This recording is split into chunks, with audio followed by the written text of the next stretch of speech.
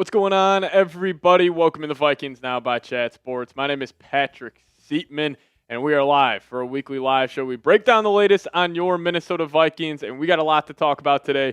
J.J. McCarthy, he has looked great so far at OTAs. Had one bad day that was reported, but it was also an extremely windy day. Apparently, it was like 20-mile-an-hour wind, so, not too concerned about that, but when they were indoors, he was slinging that rock, and we'll break that down on today's show. And then also some news around the Detroit Lions. Frank Ragnow ended up retiring, which was a bit of a shocker. And now the Lions' offensive line is definitely not the same dominant unit they had last season. But speaking of next season, if you guys are fired up just as much as I am, I cannot wait for the season to start. This is the most excited I've ever been for a Vikings season, honestly, since 2018. When they got Kirk Cousins after the NFC Championship appearance. But I'm fired up, and if you guys are as well, give me a skull down below in the comment section, and we'll give you guys some shout-outs. We already got Corey Miller, Old Red in the building. Tom Lyles, what's going on, Tom? Shout out to you, Brody. Adriano in the chat saying, Skull Vikings for life. Trust in this team, and every move we make, I trust and love. That's a great mindset to have, my friend. Shout out to you. And also, you guys see we got something new in the live chat. YouTube kicking off some community leaderboards list. I'm just seeing some cool stuff next to your guys' names. I think that just means if you comment more and maybe super chat to get up on the show, you'll get some XP. I don't know what that XP could go to on YouTube, but still pretty cool. As Bryant saying, Pat, skull to you, Bryant. Can you tell me how I can connect with a traveling Vikings tailgate crew, specifically in LA? Thanks. I would probably say your best bet is just hitting up people on Twitter in the Los Angeles area. I'm guessing you're trying to go to the Chargers game this year. That Thursday night game is going to be a lot of fun. Cannot wait for that. But that would probably be the best bet there. Big OB saying, what do you think about getting Gilmore? Kind of in the same camp I've been saying on Gilmore this whole offseason is, hey, you call him in August. Like if the Vikings, maybe if you get a good look at Isaiah Rodgers, Mekhi Blackman, and you're not hoping, or you're not a full believer in those guys stepping up, then maybe you call in Stephon Gilmore, but I don't think they really have a dire need at the cornerback position. Actually, Mekhi Blackman, I think it was a practice a couple of days ago. He was like, I'm seeing all the stuff on Twitter about us not having a good cornerback room. And he was just saying, I love our cornerback room. So clearly the guys have confidence in themselves. But again, listen, Stephon Gilmore was fine last year for the Vikings. I always felt like with Gilmore, he was always great against like the middle of the pack, kind of low-tier wide receivers in the league, but anytime he went up against like a top 20, 25 guy, he got cooked pretty consistently. Even just think about like that Seahawks game, DK Metcalf absolutely tore him up. But yeah, I think you call Gilmore in August, see what he's doing there. But shout out to Eric DeBoer in the chat saying Kirk Cousins, Minnesota Vikings. Yeah, we saw a trade idea from ESPN saying the Vikes should trade for Kirk Cousins. That will never stop. But let me ask you guys this, and welcome in producer Dylan to the show. Shout out to Dilly. How many touchdowns would J.J. McCarthy throw for next season? The reason I'm asking you guys this, Vegas was putting out over-unders for each second-year quarterback, like the same draft class of Drake May, Jaden Daniels, Caleb Williams, and J.J. McCarthy actually had the highest line, set at 25.5. Good praise there. I don't know. Like if JJ throws for 26-plus touchdowns, I would be thrilled about it. But also I think this Vikings offense will look a lot different next season where they're not throwing the ball all over the lot. I mean, you also think about how many red zone passing touchdowns Darnold had last season just because the Vikings were not able to run the ball down there. So I think 25.5 is a good line, but you guys let me know. And Dylan, if you got an answer for this, for how many TDs JJ will throw next season, I think I'm right at that line of like 26 to 30, but I don't know. What are you thinking? I mean, before you put the line down, I was going to say like 25, 26, around that 26, range. Yeah. So, I mean, I think this is going to be like his starter year where he's going to have to, first of all, get accustomed to everything. Yeah. And I think next year will be the year where we see the touchdowns go up. Yeah, where this year could just be a good base year where he's just playing within the offense. Hopefully the Vikings win a good amount of games. And then maybe then he'll have his breakout year 3 in the NFL, but second year starting. Who do you have for the Cup final? I think I'm going to go with the Oilers, just kind of hoping Connor McDavid gets that championship ring. He's the greatest hockey player of all time. So I'm hoping he gets that, but we'll see. In the NBA Finals, I got the Thunder. I'm hoping the Pacers make it a series, though, even though, I don't know. Everybody's picking the Pacers, or everybody's picking the Thunder, and I kind of want to zag on that, but also by basketball mind, I have no idea what's going to happen, but I would assume that the Thunder end up, handling the Pacers pretty easily. But let me ask you guys this, talking about next season. What are your expectations for the Vikings this season? And maybe you guys could go give me your ceiling expectations, give me your floor expectations.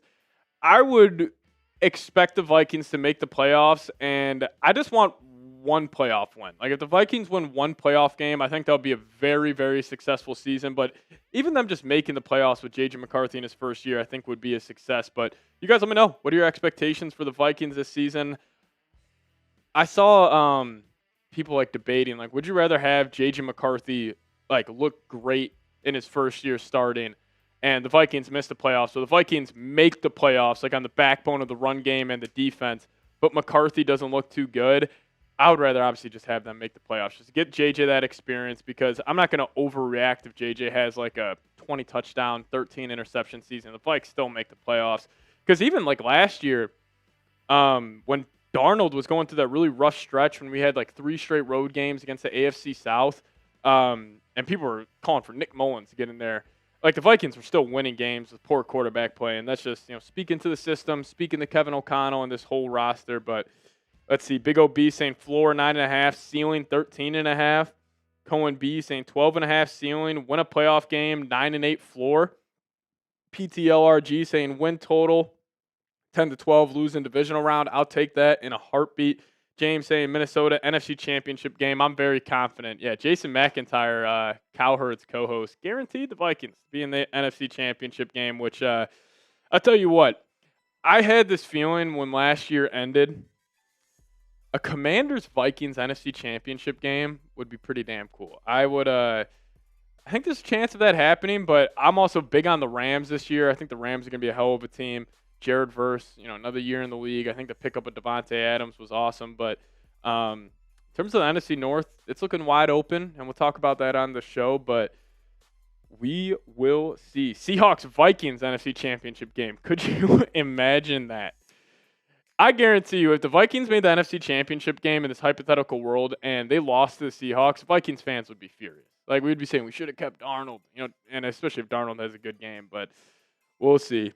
The Commanders game is going to be good. I cannot wait. Every game on the Vikings schedule is going to be a fun one, besides maybe the Browns game in London. That might be a little bit of a snoozer. But besides that, every single game is fun. The first 2 weeks, prime time against Caleb Williams and Michael Penix, and you got Joe Burrow and the Bengals. Then most likely taking on Aaron Rodgers and the Steelers in Dublin. They got a lot of fun games on their schedule. But we will be diving into a mailbag in about 30 or 40 minutes or so. So if you guys got a question for me, just use hashtag Vikings in the live chat or super chat to get up on today's show. We'd really appreciate everybody who does super chat to the channel. It's just a dollar icon at the bottom of the live chat. But if you guys got a question around the Vikings, use hashtag Vikings with your comment in the live chat. It'll pull to our system, and you'll get your profile pic, your name, your question all up on screen next to me. It'll be seen by hopefully thousands of Vikings fans. If you guys got a hot take, a question, or just a thought on the Minnesota Vikings this season, please get those questions in there. Hashtag Vikings. Shout out to my man GR8B7 and Cohen B for getting a question in there. I appreciate all of you guys, as I'm probably going to the game versus Cincinnati coming in from Sam. That's going to be a fun one, man. You obviously got Justin Jefferson, Joe Burrow, Jamar Chase reconnecting, as Chase and Burrow didn't play in the second time the Vikes played the Bengals since they were all drafted. But I was actually at the game in Cincinnati week 1. I think that was when the Bengals – that was the year the Bengals made the Super Bowl. I went to school in Cincinnati at Xavier University, and I was at that game. And I remember I was furious about the Vikings losing to the Bengals, and it was funny looking back that they ended up making the Super Bowl that year. But that'll be a fun game. I'm assuming that'll be a shootout. Obviously you're playing in a dome, US Bank Stadium, so that'll be a fun one. But every game on the schedule is going to be fun this year, and I just can't wait for it. I truly, truly can't wait. Corey Miller saying, Pat Sieps, Skull, why do you think the media dislikes JJ as a franchise quarterback? I don't know if they dislike him. I just think they don't want to give him any credit for I don't know. I also think this is like pre-draft, thoughts on JJ. Like if people didn't believe in JJ when he was coming out of Michigan, there probably are the same people that don't believe in the Vikings this season. And I don't know. It literally just feels like we have a carbon copy of what we were talking about last year, where I was saying, hey, it all comes down to the quarterback play. Like if Darnold or JJ can have a good year, this team should be pretty successful. Did I anticipate 14 wins? Absolutely not. I still thought they would have been a 10-win team last season. But this year I got 11-6, 12-5 for the Vikes. You got a tougher schedule. NFC North is still a gauntlet. The Bears will probably not be a joke this season. But again, we'll see. Still skeptical of Ben Johnson if he is just an offensive coordinator or if he's a head coach. I will say every single time Ben Johnson talks, I just believe in him a little less. He's kind of he's a little corny. He's got some quirkiness to him. And plus, like, he can't just focus in on the offensive side of the football now, Dylan. He's got to be a complete head coach. So we'll see. You know who he kind of reminds me of? Go for it. Adam Gase. Adam Gase? Yeah, a little bit. Also, shout out to the Bears for that one. See, he kind of reminds me, I like the Gase comparison. Mike McDaniel, where maybe like the first couple of months of the season, the Bears have like a really, really good offense. But I don't know. I'm still not buying into the Bears. I was saying this whole offseason, I think the Packers are going to finish last in the NFC North. I think I'm pulling off that. I think it's going to be the Bears still. I just think the Vikings, Lions, and Packers are still just on another level. I think the coaching staffs are better. Even with the Lions losing both coordinators, I still would take, Campbell and just that culture he built over obviously this new look of the Chicago Bears. But we'll have to wait and see, man. We'll have to wait and see. So if you guys got a question, #Vikings, or if you guys want to support the show as well, get a super chat in there. And coming up, we got a lot to talk about. We are going to be talking about the Detroit Lions. There was some major NFC North news. They're losing their starting center. Frank Ragnow did retire. So we'll break that down. And then also J.J. McCarthy, he's looking good at OTAs. We'll talk about that. And then, like I said, a mailbag in about 35, 40 minutes or so. So get those questions in there. Use #Vikings. And if you guys are ready to rock, just hit that thumbs up icon. We're at 24 likes right now. If we could get to 30 likes, that would be awesome. So hit that thumbs up button if you guys want us to dive into the first segment on today's show. Once we get 6 more likes, we will get after it. Big OB saying 4 Bears, 3 Packers, 2 Lions, 1 Vikings. I like that. That's probably where I would go. The only reason I'm starting to not be so skeptical of the Packers now is like, I feel like everybody's overreacting to Jordan Love last season. The man was hurt for a good portion of it, and he wasn't as bad as people make it out to be. People are acting like this dude had a major regression where he was like an unplayable quarterback. He is still very, very talented. Now, can he take that next step? We'll have to wait and see on that one. But still, I'm a big believer in Matt LaFleur. I think he's still one of the top 7-ish coaches in the National Football League. Honestly, this division, like the offensive talent is unreal. But if I would have to like power rank like every team's like side of the football, I still would put the Lions offense number 1, even though their offensive line did take a hit. I just still think the weapons of like Gibbs, Montgomery, Laporta, Amon-Ra, and J-Mo, and still Jared Goff's a hell of a quarterback. I'd probably go Lions 1, but I think the Vikings defense has a chance to be the best in the league. I still think it's either the Vikings or the Texans, 2 best units, in my opinion, heading into the next season. So hopefully the Vikings defense shows out in a very, very, very tough division. But Jason coming in with a $5 super chat. We appreciate you, my man. Saying, new YouTuber. Just wanted to shamelessly plug my channel and say, Skull, so excited to watch my team this season. On paper, on purpose, we look Super Bowl bound soon. I agree. Like the Vikings have made it so clear that the next 3 years when J.J. McCarthy's on that rookie contract, that's when they're going all in. I mean, the way they set up these contracts, they've made it very, very obvious to us fans that like they view 2025 as a year they can go contend. They stacked up the D-line. They stacked up the offensive line.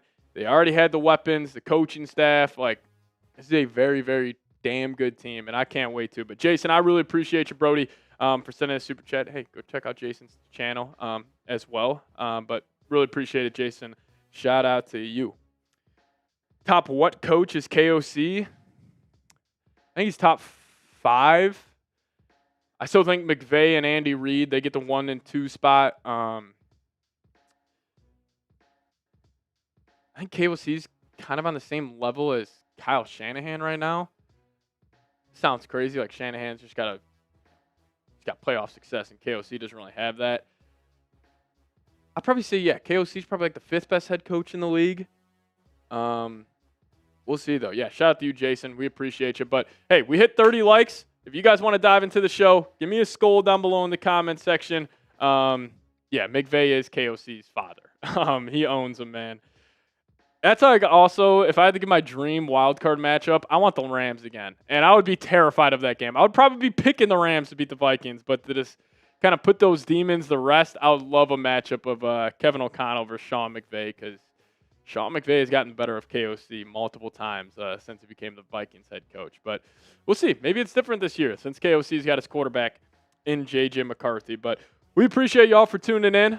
Dylan, if you're ready to go, so we dive into the first segment on today's live show. Shout out to all of you guys. Shout out to Jason for sending that super chat. Again, get those questions in there. And yeah, let's dive into it.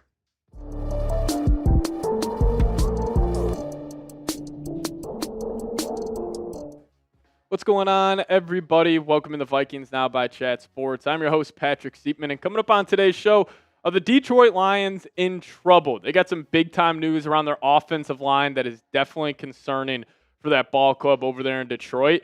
And we're also just going to talk about the NFC North. Is it up for grabs? I think it's a lot more wide open than even us Vikings fans think it is. But the big-time news around the Detroit Lions, Frank Ragnow, their center, is calling it a career at 29 years old. And, you know, there is no doubt this is a major blow for the Detroit Lions. Like, this is your center, a key position on the offensive line. You know, he was the one that was helping Jared Goff set the protections on every single play.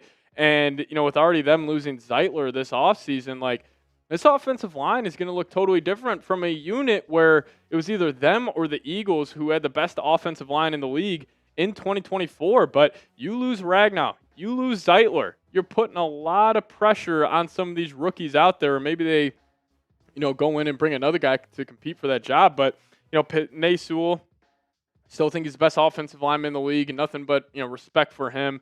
I mean, the battles him and Van Ginkel and Grenard had last season were unreal. But Taylor Decker getting up there in age, like, the 2025 Lions offensive line is not going to be nearly as dominant as they were in 2024. And I think their old line is going to have a big regression. Where I always felt like when the Vikes were playing the Lions, like, no matter what you did, you could just not slow down that run game. And, you know, that was also a little bit of Ben Johnson having Flores' number a little bit. He always used to be able to out-scheme him. Now, will he be able to do that in Chicago with not the offensive line that he had in Detroit? We'll see about that. But that interior offensive line has a lot of question marks for 2025. And also, if you guys did not know, Jonathan Allen in the divisional round last year against the Lions, he had a monster game for the Washington Commanders. So hopefully he'll have some more success against this new version of the offensive line for Detroit. But they're already making moves. This came out earlier today. They're signing veteran offensive lineman Tristan Colon to a 1-year deal. He used to play with the Ravens and the Cardinals, and he has some experience playing interior offensive line at both the guard and the center spot. But this was a clear move after the retirement of Frank Ragnow. And, you know, it's definitely a brutal blow. Like, I almost want to feel bad for Lions fans that this decision came after the draft, after free agency, but they also made a couple of interesting draft picks where maybe they were trying to get some insurance just in case if, like, they thought this was a possibility. And we'll talk about that here in a second. But speaking about the NFC North, I think it's wide open. And if you guys want the Vikes to win the NFC North this upcoming season for the first time since 2022, they already have one crown under Kevin O'Connell. Hit that thumbs up icon. Put today's goal as 450 likes. So if you guys could help us out here, help us get this video out to more and more Vikings fans, hit that thumbs up button.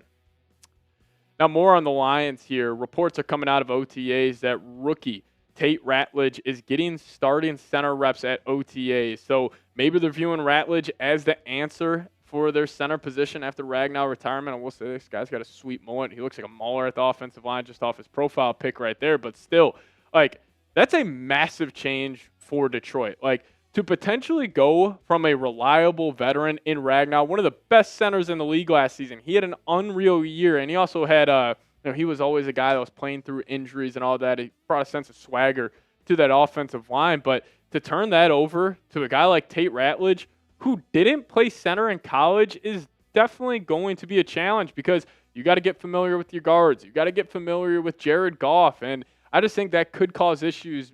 Maybe not at the end of the season for Detroit. They'll probably get that worked out, but for sure in the beginning of the season. And I just think the Lions over the last 6 months, it's been tough, man. Like, they had obviously that brutal loss to the Washington Commanders. And then you start, losing some coordinators, and, they lost also 6 more assistants. Like, I understand they had a lot of injuries last season on the defensive side of the ball, and, Lions fans are probably saying, once we get those guys back, we'll be all right on that side. But still, a blowout loss at home to the Commanders. You lost Ben Johnson to your division rival in the Chicago Bears. And I know everybody is freaking out about, losing Ben Johnson, but I also think them losing Aaron Glenn to the New York Jets might be just as big of a loss as Benny J was going to Chicago. Also lost 6 more assistants. Tanner Engstrad, their quarterback coach, went to the New York Jets to be the offensive coordinator. And they also lost 4 starters from 2024. And these are the guys like Carlton Davis. He went to New England. Zadarius Smith, still a free agent out there. Kevin Zeitler, he went to the Tennessee Titans. And then you just lost Frank Ragnow to retirement. Like, there is no doubt the Lions have had a rough past couple of months here. And, I think the culture that, Dan Campbell has instilled, they should be able to overcome it. But the one big question I'm having is, how good are Jared Goff and Dan Campbell? And I think we're going to find that out. Like, were they very successful the last couple of years because of a support system around the head coach and the quarterback, where you had an elite offensive coordinator, you had an elite defensive coordinator, a great offensive line to help Jared Goff, in a great run game, and the team I can't get out of my head for the Detroit Lions on who they could be? What about the 2023 Eagles? So in 2022, the Eagles made the Super Bowl. 2022-23, Eagles made the Super Bowl, lost to Kansas City Chiefs. That offseason, they lost both coordinators. Gannon went to the Arizona Cardinals. Steichen went to the Indianapolis Colts. And then we saw them, even though they started off the year hot, they were still an 11-6 football team, but they lost first round to the Tampa Bay Buccaneers. I could see that being the case for the Lions, where they'll still probably win 10, 11 games, just how stacked their team is. But will they be able to go on a deep playoff run again? I'm not sure. So I think they could be just a different version of that Eagles team after they lost both coordinators. But I'll ask you guys this: the best division in football. I think it means something to win the NFC North title. I think it's one of the best, accomplishments you can have as an NFL team. But you guys let me know who you got winning the North. Give me an MIN for the Vikes. Give me a DET for the Lions. Give me a GB for the Packers. And give me a CHI for the Chicago Bears. Predict it for me down below in the comment section. Who you got winning the NFC North next season? Let me know your thoughts down below. Would appreciate you guys to chime in on today's show. But obviously, I'm going to take the Vikes winning the division here. But we'll talk about the Vikings and their chances to win the NFC North here in a second. But before we do so, I got to give a massive shout out to today's sponsor, and that is Factor Meals. Now, if you guys head over to factormeals.com/VikingsChat50 off and use code VikingsChat50 off, you guys will get 50% off plus free shipping on your first box. That's code VikingsChat50 off at factormeals.com/VikingsChat50 off for 50% off plus free shipping. Now, summer is here, which means more sun, more light, and more time to do all the things that make summer so special. And the number one thing you don't want to be doing all summer, spending hours cooking inside. That's where Factor comes in. Factor's chef-crafted, dietitian-approved meals are ready in just 2 minutes, taking the hassle out of eating well. And Factor meals arrive fresh and ready to eat, perfect for any active lifestyle over summer and beyond. Now, obviously here covering the Minnesota Vikings, we got a lot of long days here at the office, where sometimes we get out at around 6:30, 7 o'clock at night, and I don't always feel like making a home-cooked meal. That's where Factors came in and has completely changed my life. I love the black and salmon you guys see up on screen right now, or the Texas cheddar burger is another fantastic option. So if you guys want to get started, head over to factormeals.com/VikingsChat50 off and use code VikingsChat50 off to get 50% off plus free shipping on your first box. That's code VikingsChat50 off at factormeals.com/VikingsChat50 off for 50% off plus free shipping. Head over to factormeals.com/VikingsChat50 off. Now, I will say on the NFC North, it feels wide open right now. Honestly, I think this recent news, the Lions, and the Lions were definitely the team that gave the Vikings the most troubles over the last couple of seasons. But just right now, the North, I'm not a believer in the Bears, but if a Bears fan told me they think they're winning the division, I could hear them out. Same with the Packers and obviously the Vikings and even the Lions. If Lions fans are saying, yeah, we're going to three-peat the division, they have every right to say that. And I was looking at the odds according to DraftKings on who can win that, or for who will win the NFC North title next season. It's all about even. Obviously, the Lions still get the top notch at plus 140, Packers plus 260, Vikings plus 400, and the Bears at plus 425. And that's actually the lowest odds for a fourth-place team. Just want to double-check this real quick. I was looking this up earlier. I'm pretty sure the Bears, even though, they have the closest odds out of any fourth-place team to win the division. Actually, the Cardinals in the NFC West are plus 475. But why not the Vikes? Why can't the Vikings win the North this season? And we'll break this down. I think they got the best coaching staff in the division. I think they got the best combination of an offensive-minded head coach and a defensive coordinator just on both sides of the ball. Think about every single week as an NFL team. You got to go against Kevin O'Connell and Brian Flores. That's a tough matchup. And I also think top to bottom now, I think they got the best roster. If you're looking at all 53 guys, and I know everybody likes to harp on the quarterback position with the Vikings, but I still think the Bears have a question mark there. Even the Lions, I know Jared Goff's a fine quarterback, top 12 guy in the league, but you take away that offensive line, you take away that run game, we'll see how good he is. But still, just in terms of the roster for the Vikings, I think it's the best in the NFC North. And now after the news to Frank Ragnow, I think the Vikes got the best offensive line in the division. You go Christian Darrisaw, Donovan Jackson, first-round pick, Ryan Kelly, a solid veteran, Will Fries, and then Brian O'Neill. That's the best five-man offensive line, in my opinion, honestly by a wide margin in the NFC North. So you got the best coaching staff. I think you got the best roster. I think you got the best offensive line. And then also the continuity with this group. You got the same head coach. You got the same defensive coordinator. I know you have a new offensive line, but I also love that Ryan Kelly and Will Fries played with each other the last 3 years in Indianapolis. So hopefully that's a seamless transition. And even just these big-time defenders on defense, another year of Metellus in the system, another year of Van Ginkel, Grenard, Cashman. Those guys, that was their first year last year besides Metellus. Hopefully just another year learning the system, understanding the playbook a little more. Hopefully that leads to more success next season. And then also the rest of the division has issues. I love when people are talking about the NFC North, it's always J.J. McCarthy's a big question. Can, the Vikings take that next step with McCarthy? Well, the other teams in the division, they got problems too. Can the Lions overcome these coaching exits of Ben Johnson and Aaron Glenn? I think they have a chance to, but it's not, an easy thing to overcome. And then obviously the biggest question mark with the Vikings, really the only question mark besides the secondary, is J.J. McCarthy ready? We all know he is, but other teams don't know he is. Other NFL media members don't know he is.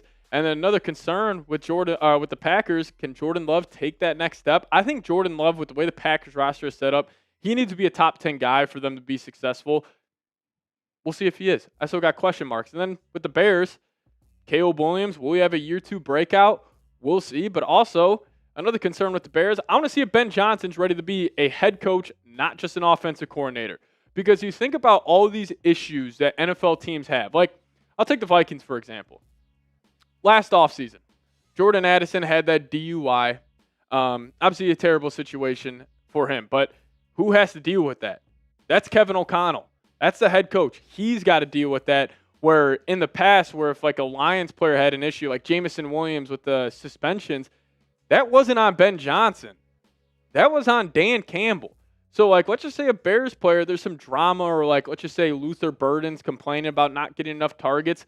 It's going straight to the head coach. Or if a guy on the defensive line, let's just say he has some off-the-field issues. that's another thing that Ben Johnson's going to have to, just handle and manage, where he can't spend every day of the week, every second in his offense just focusing on that side of the football. You are a full football coach, which is always why so much respect for Kevin O'Connell, because he's not just, the play caller, where he's not just like a guy like Kellen Moore with the Saints, where I don't know if he's the best culture guy, but like Kevin O'Connell, he's got the perfect combination of being a leader of men, being an elite offensive mind, and that's why he's a top 5 coach, and he won Coach of the Year last year for a reason. But speaking about the NFC North, if you guys want the Vikes to win the division next season, hit me with a skull down below in the comment section. I can't wait.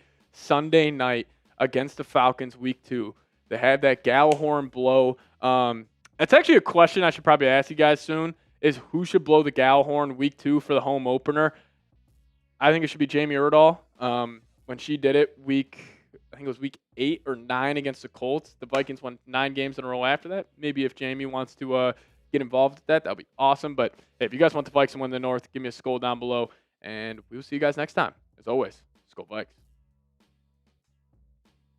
Alrighty. We appreciate you guys for tuning in. Machines Within in the building. What's going on, Machines? Also had Al and Passmaster. Get a super chat in there. We appreciate y'all. Dylan's got to blow the horn when we play the Jets. I agree. We got to get Dylan blowing the Gallahorn eventually if the Jets ever come to U.S. Bank Stadium. I should blow the horn. If the Vikings ever would allow me to do that, that would be my greatest accomplishment in life. There is no doubt.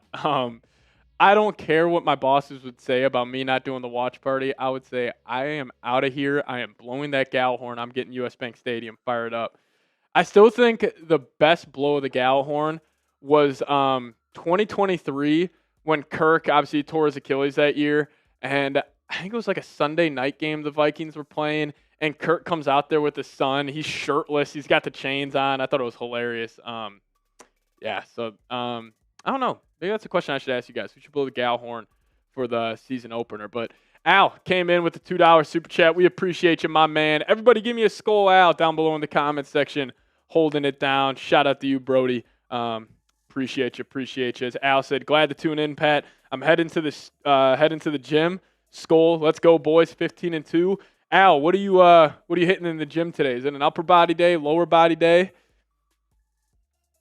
I appreciate you, though, Al. Shout out to you. And then we also had Passmaster coming in. What's going on, Brody? Are we still in the running for Asante Samuel Jr.? Maybe Justin Simmons. What have you heard? Keep up the great work, brother. I appreciate you.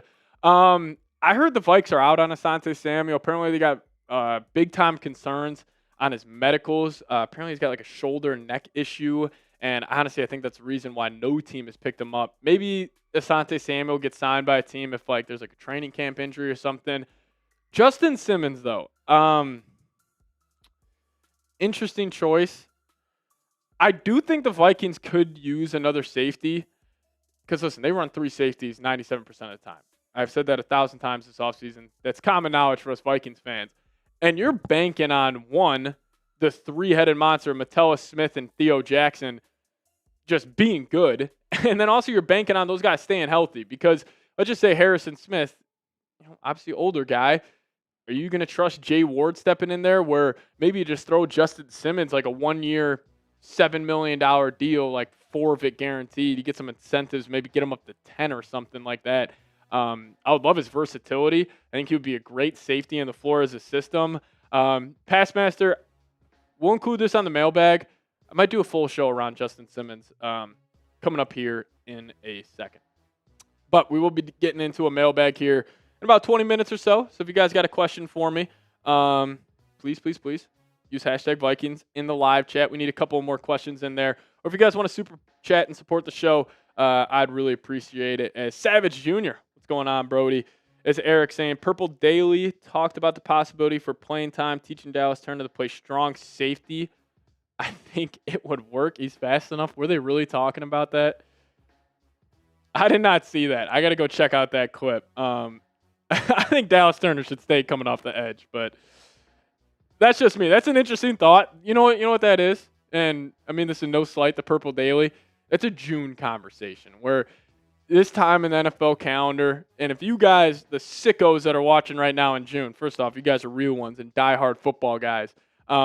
But just the June conversations around the NFL just get so out of pocket. Like Mike Florio, a good old friend, suggested the Bears should trade DJ Moore for Tyreek Hill. Don't know why the Bears would do that.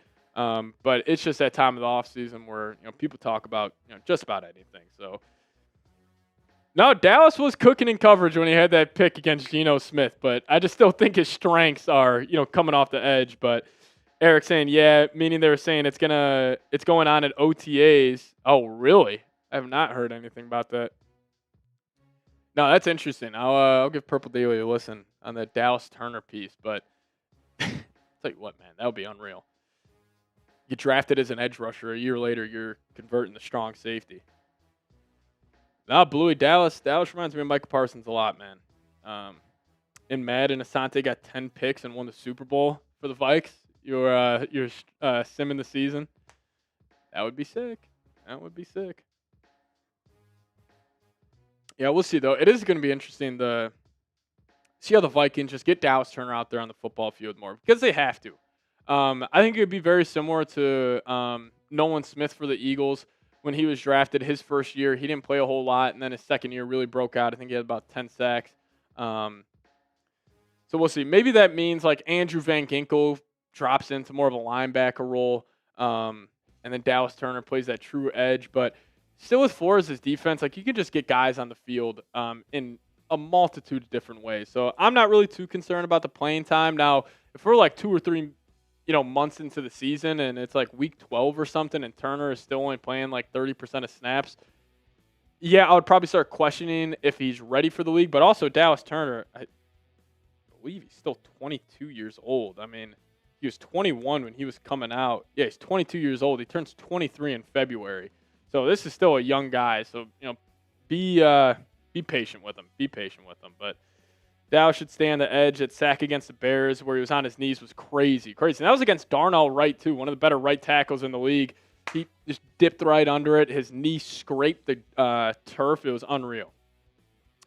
Any news on the trade for on the Ramsey front? Nothing new there. I thought Ramsey would have been dealt by now, but clearly Miami. I think it's all coming down to like teams are just begging Miami to eat some of that contract, and they're probably staying pretty stern on, hey, if you want Ramsey, you got to take on that contract as well. But we'll see.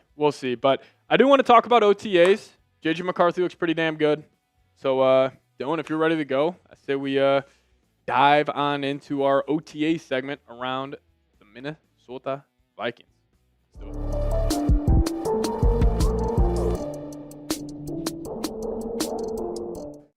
What's going on, everybody? Welcome to the Vikings Now by Chat Sports.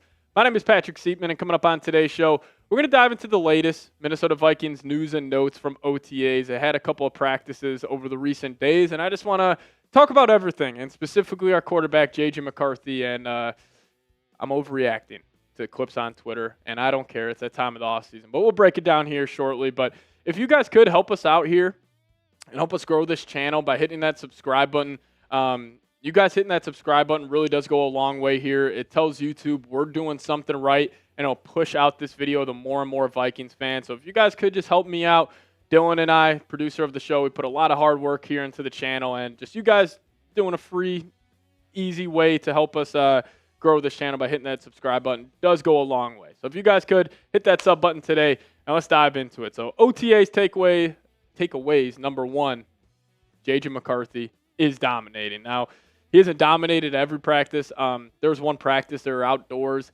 and apparently there's like 20-mile-an-hour winds, and it was just an awful day for the offense, which, kind of makes sense. But I will say on that note, hopefully if the Vikings are ever in a spot like that in the regular season where, let's just say it was last year with how pass-happy they were, if they had to play an outdoor game, I would be very concerned about the Vikings winning that game just because they don't really have a good run game. But hopefully if you get put in that environment with the run game and the defense, it won't be too big of a cause for concern. But I will say, guys, I got a big-time issue.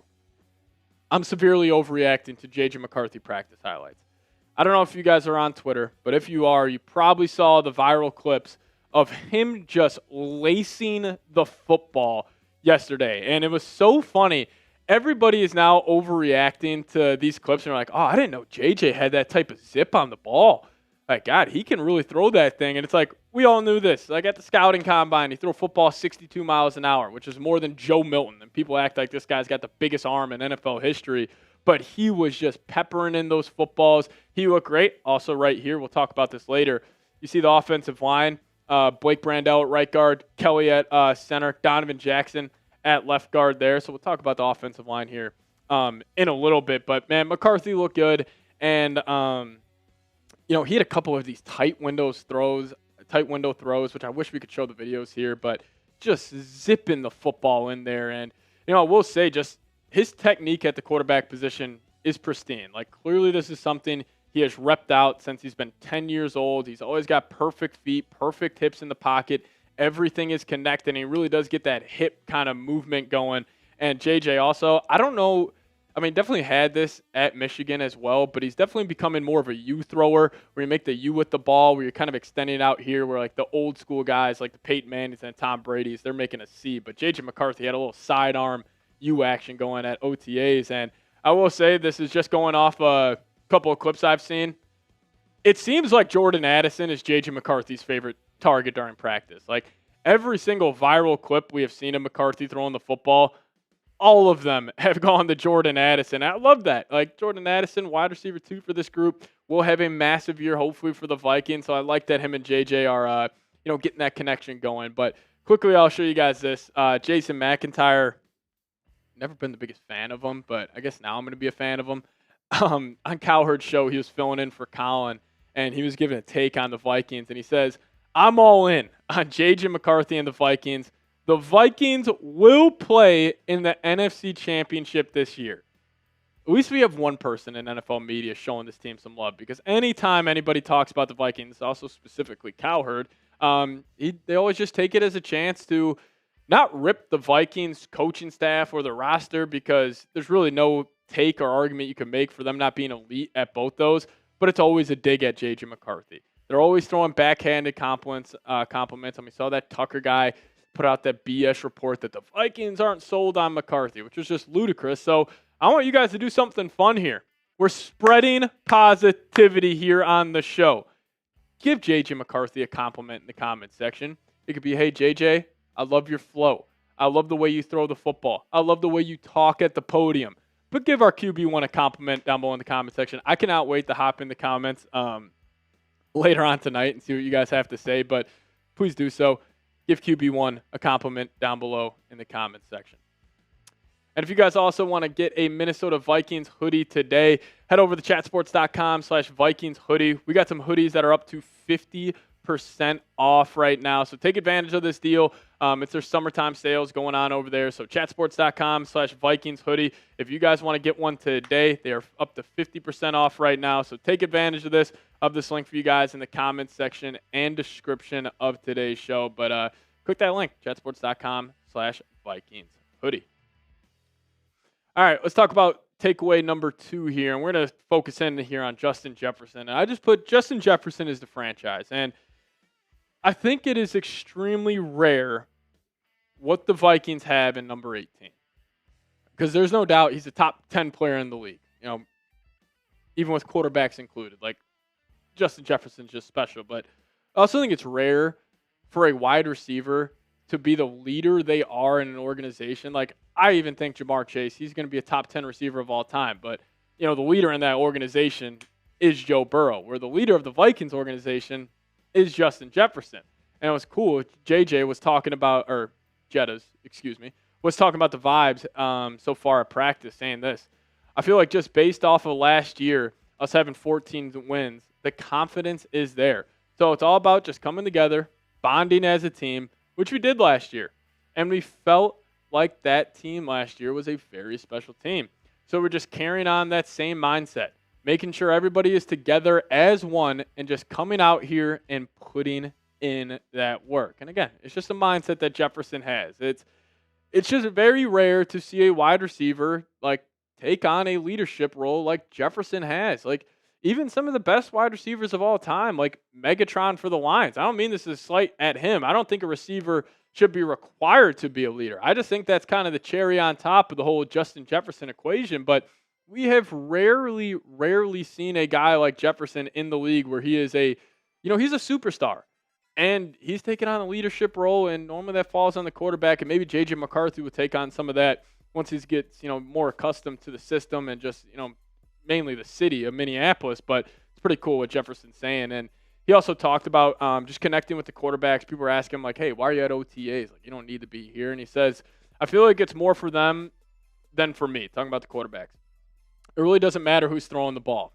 Yeah, no doubt. You put up, over 1,300 yards damn near every single season with a carousel at the quarterback position. But as soon as the ball gets close to my face, I'm going to try to catch it. It doesn't matter how fast the ball is going, the spin of it, or if it's coming from a lefty or a righty.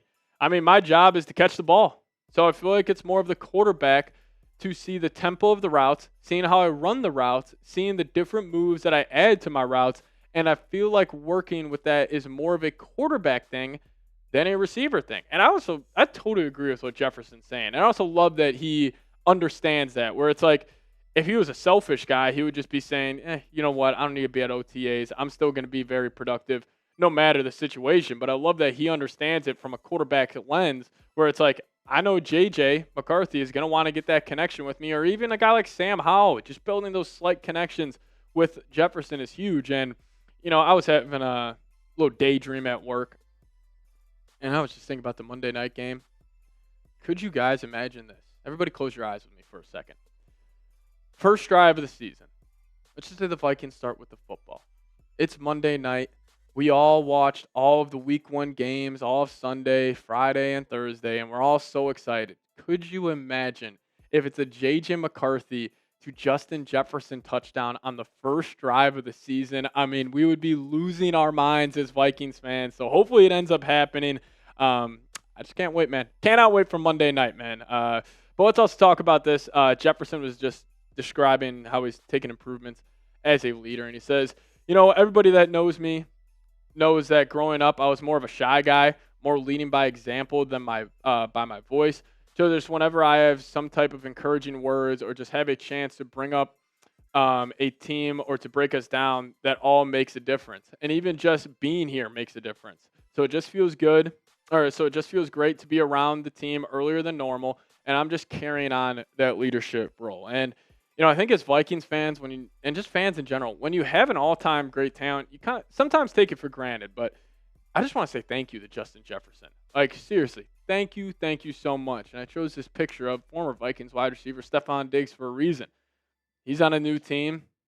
He's out there partying on a boat. I'm not going to tell anybody how they should live their lives. But personally, for me, I like my wide receivers all the way bought in the winning football games.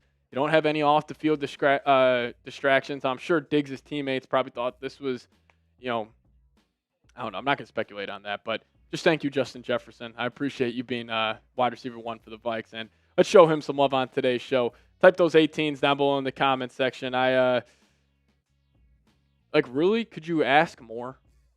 Like, seriously, even just one little thing. Could you ask Justin Jefferson to do anything differently? I don't think you can. He's a great leader. Obviously, on the field, he is a perfect wide receiver. Like, never enough love. Shout out to JJ, man. But also some more news and notes from OTAs. Justin School, Vikings signed him as their swing tackle during free agency. He was getting first-team reps. Obviously, with Christian Darrisaw still recovering from that torn ACL, MCL. This was to be expected, but this was the Vikings' offensive line at OTA so far, working left to right here. Justin School was the left tackle so far. Then you also had Donovan Jackson at left guard, Ryan Kelly. He's there at the center position. Love that, getting those reps with JJ. But you also had Blake Brandel filling in there at the right guard spot. Then you also had Brian O'Neill holding down the right tackle spot. And it's crazy. The Vikings here, they don't have 2 of their starters. And I still feel like this is a decent offensive line, which is a credit to Kwesi and just the roster they have built. And I think they got sneaky depth at that position. Like, the fact that you're able to just throw in a Justin School, if Darrisaw for some reason has to miss week 1, maybe he has a setback, probably not going to happen. But, if he has to miss a game, or if Brian O'Neill has to miss a game, or even if like Donovan Jackson, Will Fries, if they have to go out, they just float in Blake Brandel, Justin School. It's just good to know the Vikings got a solid 7-man unit on this offensive line. Then also this from OTAs, Josh Metellus, he's looking to get paid. Don't blame him. He was missing a couple of practices here and there, and it's most likely for a contract extension. And I don't think this is a big deal. I understand this from Metellus' perspective. Like, he was a big piece of a defense last year that was one of the best in the league, so I don't really think that's too big of an issue. I don't know if the Vikings will get this deal done. I think they would. Like, I think they had to make a decision where it's like, all right, we're either going to pay Cam Bynum this offseason or just let him walk, and then we'll sign Metellus to an extension.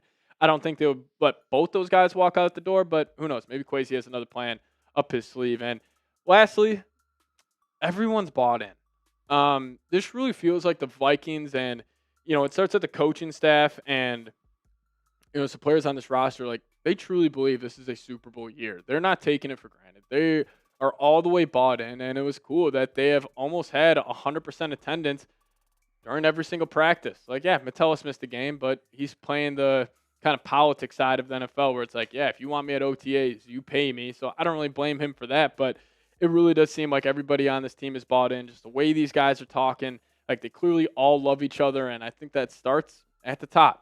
Starts with Kevin O'Connell, the culture he's built, and it's just cool stuff. So if you guys made it to the end of today's show, hit me with a skull down below in the comment section. We appreciate everybody for watching today's edition of Vikings Now. See y'all next time. As always, Skull Vikes.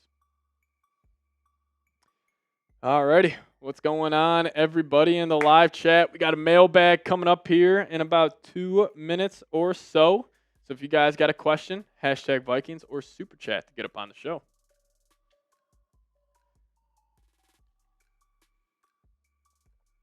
How do you think J.J. McCarthy will do this season, Patrick? I think he'll do very good. I think he'll have the best year out of all quarterbacks in his class. And I don't even think that's a hot take. I think most people would probably predict Caleb Williams, got some Drake May love, or Jaden Daniels probably have the best year, but he'll probably have the second best year out of all those quarterbacks. And I think it does have to do with him, but it also has to do with the support system. No, not. I'll walk that back. Not better than Daniels. Jaden Daniels might have a monster season.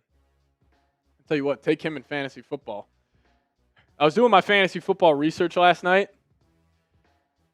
I don't really love any Minnesota Vikings, if I'm being honest. Mainly just because I don't know how the offense is going to look. Like, I want to take Jordan Mason, but then it's like, what if Aaron Jones is just getting 70% of the carries and I can't even play him? Like, obviously, Jefferson, if I have, like, the third or fourth pick, I'm just going to close my eyes and take him. But, like, Hawk as a tight end, I kind of liked him. Like, yeah, like Cohen B saying Jordan Addison. I would love to have Addison, but what if the Vikings are more of a run-first team? Are you going to take that wide receiver too? I don't know. I really couldn't find anybody I love for the Vikings in terms of fantasy football. Their defense, I will say, will be very, very good. Big sack numbers, big turnover numbers. So I'd like that for fantasy, but we'll see. Luke saying, do you think we should have took cornerback over Ty Felton? We'll have to wait and see on that. Like, if Ty Felton ends up being a stud wide receiver, I'm not going to be complaining about that. I think that was a BPA pick for the Vikings. Keenan Cardell was like pounding the table for Ty Felton, and that dude knows receivers more than anybody. So I like that there. It's Harvey Buxton. What's going on, Brody? Not a JJ guy. I didn't know that, Harvey. That's disappointing news. Bryce saying, Patrick, how do you think JJ McCarthy will do this year? I think he'll be solid. I don't know if he'll put up crazy, numbers like Darnold did last year where he threw for 35 touchdowns, 4,000 yards, but JJ's a winner. Vikings will win a lot of games, and big reason of that will be because of JJ McCarthy. I think he'll do fine. But again, last call for this mailbag, hashtag Vikings or super chat to get up on today's show. If you guys could, I'd really, really appreciate it. Get those questions in there. We just need a couple more. So Cohen B, if you want to get another one in there. Eric, if you want one as well, saying my wife placed 2 bets for me today in Vegas. $20 to win the NFC North. Pays $120. Those are good odds. And $5 for J.J. McCarthy to win MVP to pay $1,000. I love that. I was gonna put $100 on J.J. to win MVP. It pays $10,000. Maybe Dylan and I What if me and Dylan go $25 each and it's 50 the win? Would it just be 5,000, Dylan? Should we do that? Just bank on McCarthy winning MVP? I think the way that would have to happen is obviously the Vikings win. I think they would need to win 14 to 15 games, honestly. And JJ would probably need to throw 30. Like, okay, what if the Vikings, what if they just replicated last season? Where it's like Darnold threw for 35 touchdowns, or JJ throws for 35 touchdowns, and then the Vikings still win 14 games. I think they would need to be the number one seed in their conference, though. Anyone know the odds for Jefferson win MVP? I'm pretty sure it's plus 10,000 as well. Same with JJ. Let me actually double check that for you guys. But a JJ McCarthy MVP bet's not like the odds are crazy good. Again, they're plus 10,000 for a reason. I gotta assume Burrow's the favorite to win an MVP. Or that would be my pick for MVP. Would be Joe Burrow. I should just double check this. MVP. So they got Lamar. Yeah, Lamar, Allen, and Burrow and Mahomes all relatively have the same odds. Guys like Hurts up there, Herbert up there, Jordan Love's up there. Yeah, JJ plus 10,000. Like Bryce Young has better MVP odds than JJ McCarthy. Jahmyr Gibbs has better MVP odds than McCarthy. Tua's got 2 times better odds than McCarthy. Bo Nix is plus 3,500. JJ's plus 10,000. Caleb Williams is plus 2,800 to win MVP. I don't know. I like a little sprinkle of JJ McCarthy MVP bets before the season. I will say, though, I'm going to be unveiling on a show recently, or coming up, my favorite bets for the NFL season. I did divisional bets last year. Didn't do it on the show, but I made a boatload of money doing it, and I think it'll be a lot of fun to show you guys my bets heading into the season. But Funny Boy Roddy coming in with the $5 super chat. We appreciate you. Are you concerned about Will Reichard? A little bit, honestly. But also I feel like last year, him struggling at the second half of the season, that's just because he pulled his hammy. I mean, if that's all cleared up, I'm going to just assume he reverts back to like the first half of the season, Will Reichard. But, I mean, hey, man, he struggled down the stretch. People are calling for John Parker Romo to be back. But I think he'll be fine. I mean, he was a stud at Alabama. He had, if you guys actually want to go back and watch that Michigan-Bama game, the Rose Bowl, the semifinal when JJ won it all, there's Vikings all over the field, like Dallas Turner, Will Reichard, JJ McCarthy, and they all had great games. That's a very fun game to watch as a Vikings fan. But I think he'll be all right. You think JJ will win Comeback Player of the Year? Let me actually see the odds on that, if they have those up. No, they don't have Comeback Player of the Year. Aiden Hutchinson being the favorite to win DPOY is kind of crazy. Jefferson plus 1,800 to win Offensive Player of the Year is not a bad bet. Coach of the Year, it's so funny. Kevin O'Connell's got some of the worst odds in the league. Andy Reid has the worst odds in the league to win Coach of the Year. I don't like that. Like it's all first-year head coaches, like Vrabel, Ben Johnson, Liam Cohen, Carroll, LaFleur is up there. I guess that's just because he hasn't won it yet. But yeah, I think the best. I'm trying to think, Viking-specific awards they could win. Probably their best one would be Offensive Player of the Year with Jefferson. But we'll see. But we're gonna dive into this mailbag. So if you guys could, final call to get those questions in there. Hashtag Vikings down below, or if you guys want to super chat, greatly appreciated. But I say we dive on into it. If you guys are ready to rock and roll here, let's do it.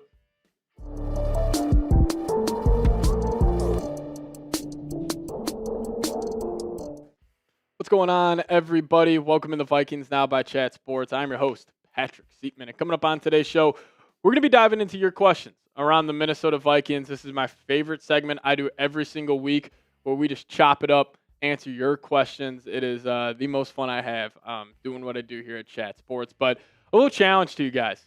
I want to get you guys more shout-outs on the show this offseason, because we are in the months of June and July where there's no doubts There's no doubt it's the dog days of the NFL calendar. And if you're watching the show, you're a sicko right now, and I appreciate it. But whoever comments Skol the most on today's show, we'll give you a shout out on the next show. So we'll see who does it. But just drop those Skols down below in the comment section. Hype Train 50-50. Love the profile pic. Should we be buying into the J.J. McCarthy hype?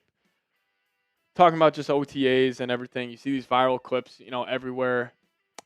I obviously think you should. It's funny, like every single team right now, every single fan base, and this is why the NFL is king, everybody's optimistic. Like, I think the Saints are going to be the worst team in the league next season. I think the Browns could also be the worst team in the league. But if you ask their fan base, they're probably saying, oh, yeah, we could sneakily win 9-10 games. Like, I just love the optimism that everybody has around their own football teams. But I definitely think you should be buying into the J.J. McCarthy hype. I mean, what do you got to lose? Like, might as well buying into it. He is the guy. He is QB1. He looks good at training at OTA so far. He looked good in that preseason game. He obviously looked great at Michigan. So, haven't seen anything to make me not buy into him. So, I would say hell yes to that first question. Passmaster, what's going on, Brody? Are we still in the running for Asante Samuel? Maybe Justin Simmons? What have you heard? Keep up the good work, great work, brother. I appreciate you. I think the Vikings are out on Asante Samuel. Apparently, they got concerns with his medicals. He's got a shoulder, neck issue, and I think that's also a big reason why he's unsigned right now. But Justin Simmons is an interesting one. The Vikings obviously run 3 safeties on the field almost 100% of the time. And you're really banking on that 3-man unit of Theo Jackson, Metellus, Harrison Smith, just being a good trio next year, and 2, just staying healthy. Like, Metellus has battled injuries here and there. Like, Harrison Smith, he's obviously an older guy. So I wouldn't hate them throwing maybe Justin Simmons like a 1-year, $6, $7, $8 million deal. I think it would be a seamless fit in the Flores defense. He can hop down, play some box linebacker, but also maybe another guy to watch out for in terms of adding a safety. What about Jalen Ramsey? What if you just put him at safety? He's got the size. Maybe a little Charles Woodson career arc for Ramsey. I could see it, but the only move I could see the Vikings making before the start of the season would be at the safety position. So Justin Simmons definitely makes some sense. Harvey Buxton, what's going on? Hashtag Vikings. Are you not concerned about how many players we have coming off season-ending injuries? There's definitely a good amount. You got Darrisaw, Will Fries, Kelly. I don't think he was season-ending. I think he finished last season. But, I mean, 2 big pieces on the offensive line. Like, yeah, definitely that's a concern for me. But I'm also just going to bank on these guys being healthy. Like,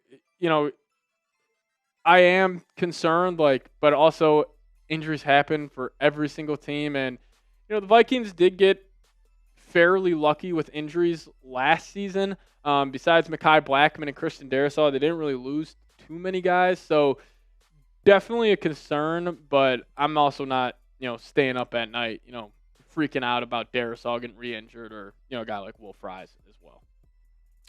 GR8 V7 Hashtag Vikings. How do you feel about the rumors about Kirk Cousins and the Vikes? I'm just not really buying into them. Listen, if they didn't already trade for Sam Howell, I would probably be doing a show on Kirk Cousins. I just don't think it's going to happen. Don't want to take on his contract, first off. You're going to have to give up draft capital. 2 things I don't want to do. And, yes, if I had to pick who I would want as the backup quarterback this next season, not thinking about contracts, not thinking about anything, it would probably be Kirk Cousins. He knows the system. I think he'd be a great voice in J.J. McCarthy's ear, but after they traded for Sam Howell, they obviously love Brett Rippon. There's just really no need for Kirk Cousins anymore. So, I'm not really buying into him. I think it's just, that time of the offseason where people are just throwing stuff at the wall and hoping it sticks. Corey Miller. Pat Sieps.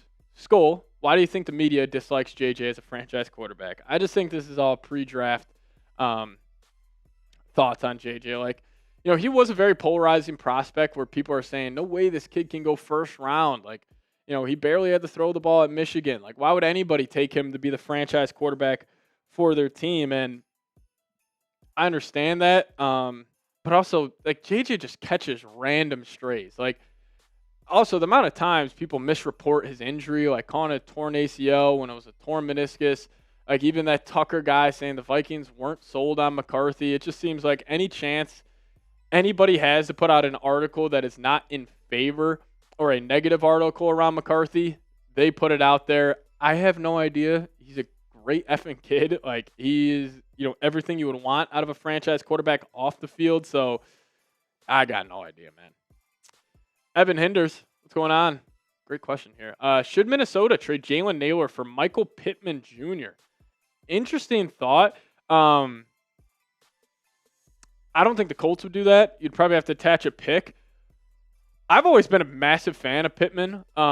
He's a great 50-50 guy, and I do think the Vikings could use another guy like that. Also, Pittman would be great in the red zone, but you also already have Hawkinson. He's a great red zone guy. Obviously, Jefferson and Addison, they're great in that area as well. So I would probably say no, assuming that you would have to attach draft capital to that. And also, I want to see number 1 Jalen Nailor, not number 83. I want to see Jalen Nailor with 15 pounds more of muscle on him. So I'm going to say optimistic about Nailor, and I'll probably say no to that question, Evan. But you guys let me know. Who's your favorite Vikings player of all time? Like, what guy really made you fall in love with this football team? For me, it was Adrian Peterson. I was a young kid watching him run that rock, and it was must-watch TV for me every single game. A random Viking that I loved was like Sidney Rice. I was obsessed with him. I was like 10 years old during the 2009 season. But, hey, you guys let me know. Who's your favorite player on the Minnesota Vikings of all time? Now, we'll get to more questions here in a second.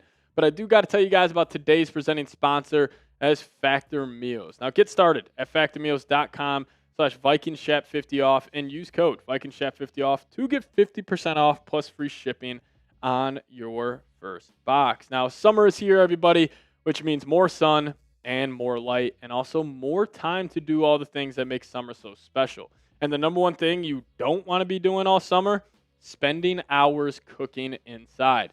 That's where Factor comes in. Factor, chef-crafted, dietitian-approved meals are ready in just 2 minutes, taking the hassle out of eating well. And Factor meals, they arrive fresh and ready to eat, perfect for any active lifestyle over summer and beyond. Here covering the Minnesota Vikings, we got out of work here at the office around sometimes 7 o'clock at night, and you don't always feel like making a home-cooked meal, and that's where Factors came in and has completely changed my life. They got a ton of different great options. Like, I love their blackened salmon. Their Texas cheddar burger is fantastic as well, and you guys will definitely find something you enjoy.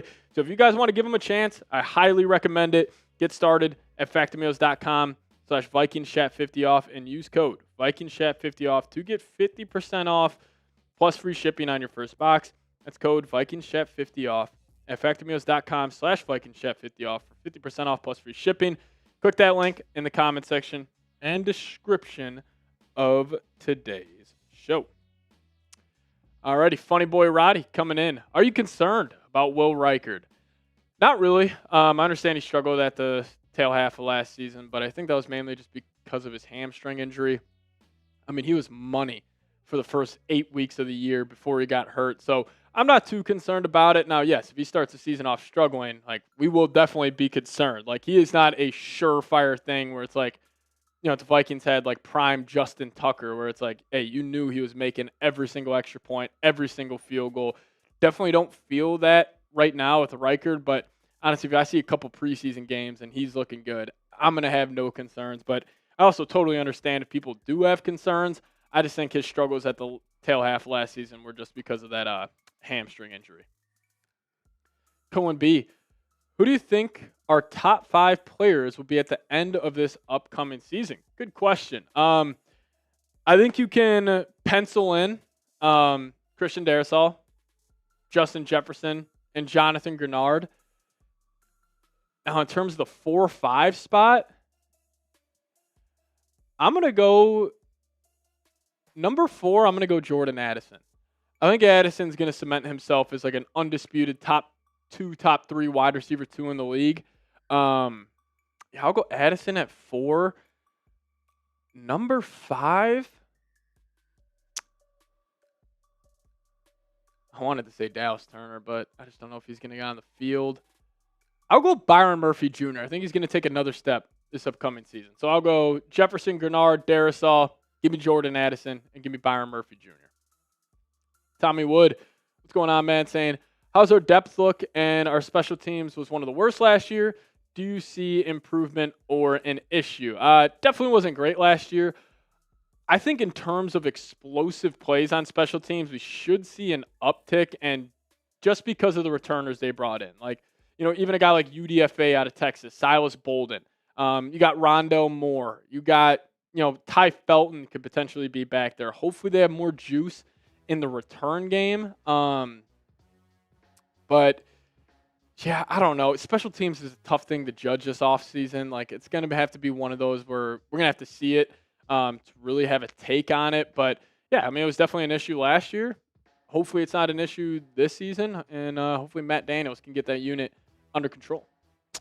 Cohen B, what's going on, man? Bit early, but who's on their last year of the contract, and do you think we will re-sign most of these people? First one that came to mind is obviously Josh Metellus. I would assume the Vikings get that done before the season begins. But besides that, I think Pace is on the last, Pace is on the last year. Van Ginkel got re-upped. Vikings really don't have too many guys on one-year deals. Yeah, they got most of these guys locked up here. Yeah, like Pace is another one. I'm assuming they'll re-sign him. Shot the long snapper, Andrew DePaula. Two-time All-Pro. He should get an extension. Like Harrison Smith, I'm assuming he retires. Like Rondell Moore, one-year deal. Yeah, really just Metellus, and I think they will probably get him, locked up. Hopefully before the start of the season. Eric, what's going on? Hashtag Vikings, JJ McCarthy stats for 2025. 3,700 yards, 30 touchdowns, 11 interceptions, 4 rushing touchdowns. Too steep? I don't think too steep. I think this would be like a ideal year for JJ. Like if he put up these numbers, we're talking about him being a top 10 quarterback in the NFL. And if JJ puts up those numbers, I think the Vikings go 15-2, if I'm being honest. Yeah. Is it too steep? Maybe it's a little rich, but I don't think, would I be shocked if this happens? No, I wouldn't. I'm a full believer in JJ McCarthy. Evan, what's going on? Should Minnesota go back to the dark purple jerseys? Yes. What Brett Favre wore, that's the best. 100%. 110% they should go back to those. Those things were awesome. I also think the jerseys back in 2009, when they were kind of like the penny jerseys in the NFL, those things were sweet. And also, I do like the darker purple on the Vikings uniforms compared to the purple we have now. So, Evan, great point. I 110% think they should go back to those. And I don't know. There was just something about seeing like Adrian Peterson rocking those jerseys, like Sidney Rice rocking those. Those things were sweet. Even got like Antoine Winfield I just thought about when I have those jerseys pop up in my head. But yeah, 110%, man. And hey, we appreciate all of you guys watching today's mailbag. If you guys watch this entire thing, hit me with a skull down below in the comment section. Again, friendly reminder, whoever comments skull the most, we will give you guys a shout out on the next show.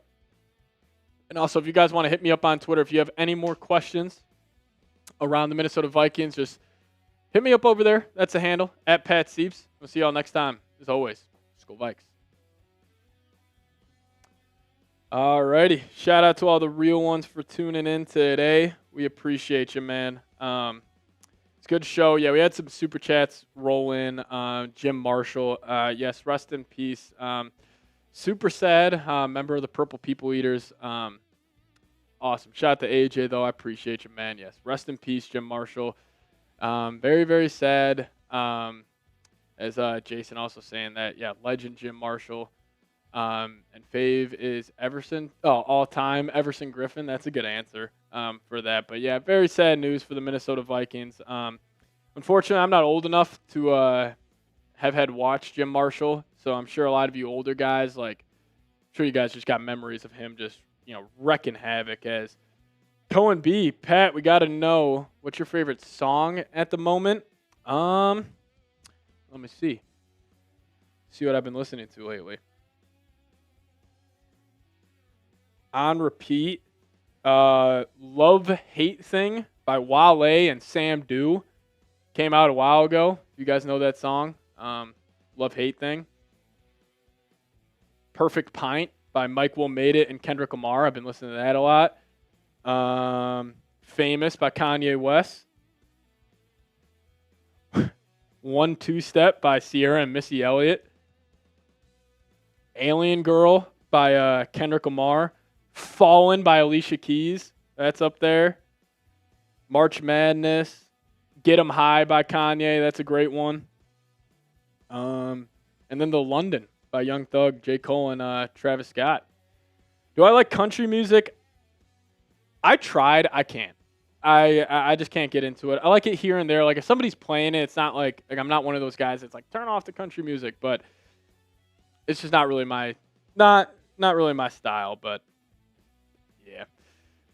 Alrighty. I think we're gonna sign off here. Thank you guys so much for tuning in and just supporting the show as of late. And yeah, see y'all next time. As always, let's go Vikes.